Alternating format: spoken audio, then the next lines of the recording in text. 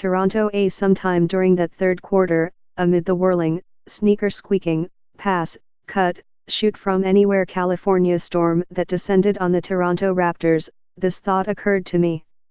The Warriors are the vampire artistes, and that makes them more interesting than I anticipated. One after another they fall injured and limp down the alley to their locker room only to reappear later as if arisen from the crypt. So Stephen Curry looked listless and ill and retired to the Warriors' locker room in the first quarter. He returned a few minutes later to score 16 sleight of hand points and lead a crucial charge before halftime. And Andre Iguodala, who has played for so long he appears a figure out of 19th century hoops, banged his head hard on the court earlier and at game's end he squared and drained the clinching three-point jump shot in the Warriors' 109-104 victory. Klay Thompson, who has a metronomic shooting touch, disappeared late in the game with a strained hamstring that had him hobbling as though on a peg leg. But heed the words of Steve Kerr, the team's coach. Klay said he'll be fine, but Klay could be half dead and he would say he would be fine. Yes, that old dodge known as death. Then there was DeMarcus Cousins, who stands at 6'11" and 275 pounds and who can be a balletic wonder on the court. He began this season recuperating from a torn Achilles tendon. He returned mid-season and was rounding into shape when in the first playoff series he fell writhing to the floor with a torn quadriceps. He returned to play 8 minutes in the first game of the series and looked encrusted with rust. Kerr complimented Cousins before Sunday's game, but when he predicted we may see him a little bit more tonight, you shrugged off the happy talk. Cousins, as it turns out, played 28 athletic minutes with a handsome line, 12 points, 10 rebounds, 6 assists and 2 blocks.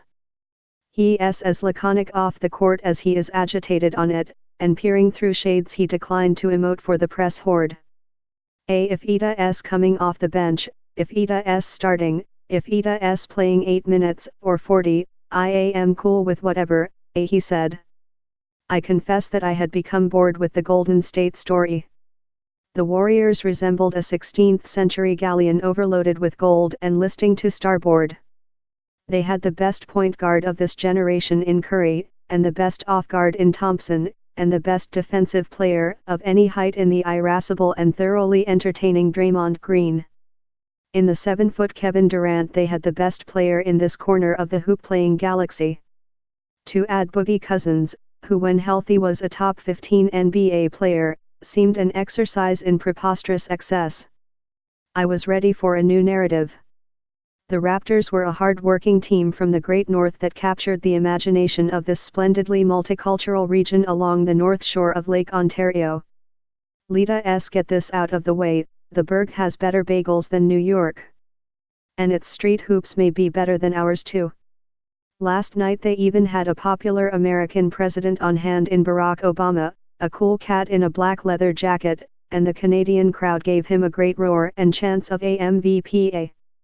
I was ready to watch the Raptors win and ready to hope that Kawhi Leonard, their succinct chain of a superstar hoop sterling, did not break Canadian hearts at season's end and gallop off to Los Angeles or Brooklyn. But the Warriors' narrative has grown more interesting. Durant, who will be a free agent at season's end and is rumored to cast covetous eyes at the splendidly terrible Knicks, badly strained his calf muscle and disappeared in an earlier playoff round. Other Warriors are nicked and bruised. And through it all the team has kept reimagining itself. After dropping the first game to the Raptors, the Warriors were again on their heels last night, trailing throughout the first half. Then came that third quarter cyclone. At one point they outscored the Raptors by 20-1, with each possession the ball whirled from hand to hand to hand, and players set picks and cut and pivoted with collective intuition. Curry floated on the perimeter where he possesses a mortar shot jumper of near limitless range and as suddenly looped toward the hoop and tossed up shots that smooched the backboard before falling through the rim. The Warriors are the foremost practitioners of America's beautiful game, and when they are engaged their improvisation is riveting. But last night they reminded the Raptors that their game had a less romantic aspect, swarming, muscular, clamped-down defense of a sort that would have brought a smile to the face of Pat Riley and the bruising Knicks circa 1992.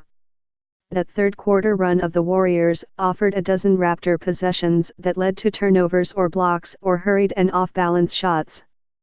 For the game, the Raptors shot 37% and coughed up 15 turnovers.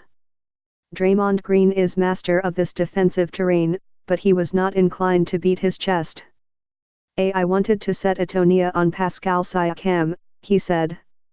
But I can't be up here like, yeah, I took him out of the game. Thought garbage. That was a complete team effort. This series is still in its youth.